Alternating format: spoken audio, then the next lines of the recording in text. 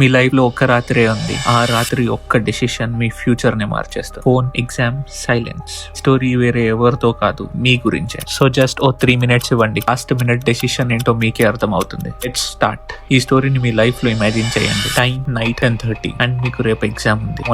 Imagine table మీద books open ఉన్నాయి, highlighter, pen, notes అన్ని రెడీ. బట్ బ్రెయిన్ లో ఫోకస్ లేదు. ఫోన్ పక్కన ఉంది, సైలెంట్ గా కానీ పవర్ఫుల్ గా. ఈ ఒక్క రాత్రి చదివితే రేపు కాన్ఫిడెన్స్ గా ఉంటుంది అని మీకు తెలుసు. మీ బ్రెయిన్ ఏం చెప్తుందో తెలుసా? స్ట్రెస్ ఎక్కువై లైట్ తీసుకోరా, డైలీ చదివినవా ఏంటి, ఒక రీల్ చూడు, మూడ్ అంతా సెట్ అయిపోద్ది. ఇంకా చాలా టైం ఉంది. కట్ చేస్తే 5 minutes అనుకున్నాడు, కానీ 30 minutes అయిపోయింది. చూసావా, మైండ్ ఫ్రెష్ అయింది కదా. ఫ్రెష్ బొక్క టైం అయిపోతుంది. ఇప్పుడు చదివితేనే కదా మార్క్స్ పెరుగుతాయి. ఒక రాత్రి సాక్రిఫైస్ చేస్తే నెక్స్ట్ 1 year ఈజీ అవ్వచ్చు. ఫోన్ లో ఉన్న రీల్స్ రేపు ఏమైనా ఎగ్జామ్ లో హెల్ప్ చేస్తాయా ఏంటి? అయ్యో వచ్చాడయ్యా లెక్చర్ ఇవ్వడానికి. వీళ్ళు చెప్పింది స్వీట్ గా అనిపిస్తుంది కదా, ఏంజల్ చెప్పింది హార్ష్ గా ఉంది అని అనుకునే వాళ్ళకి బ్రెయిన్ కి స్వీట్ కావాలి, ఫ్యూచర్ కి హార్షే కావాలి. రెండింటి మధ్య మనం ఏర్కొంటున్నాం. ఇలాంటి ఫైట్ డైలీ జరుగుతుంది కదా మన మైండ్ లో. ఇప్పుడు midnight 12 అయ్యి రేపు మార్నింగ్ చదువుదాంలే, ఇప్పుడు అలారం సెట్ చేసి నిద్రపో. మార్నింగ్ 5కే బుక్స్ క్లోజ్ చేసేనా, ఫోన్ లాస్ట్ రీల్ చూసి పడుకో. చేస్తే morning exam hall, question paper open.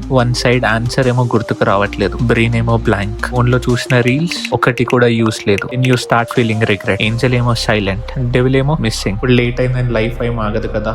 ఈ ఫెయిల్యూర్ నీకు లెసన్ అవ్వాలి. నెక్స్ట్ టైం ఈజీని చూస్ చేయాలి, రైట్ ని చూస్ చేయి. ఈసారి డెవిల్ గెలిచాడేమో, కానీ నెక్స్ట్ టైం మీ చేతిలో ఉంది. మనం అందరికి 2 వాయిసెస్ ఉంటాయి, ఒకటి కంఫర్ట్ కోసం, ఇంకోటేమో ఫ్యూచర్ కోసం. మీ లైఫ్ లో ఫైనల్ డెసిషన్ ఎవడి వాయిస్ వింటారో అది మీ చాయిస్. Think it. మీ లైఫ్ లో ఇలాంటి సిచ్యువేషన్ వచ్చిందా? కమెంట్స్ లో చెప్పండి. ఈ స్టోరీ మీ ఫ్రెండ్స్ కి రిలేట్ అయితే షేర్ చేయండి. నెక్స్ట్ ఎపిసోడ్ లో ఇంకో రీల్ స్టోరీ డీకోడ్ చేస్తా. Subscribe to think it.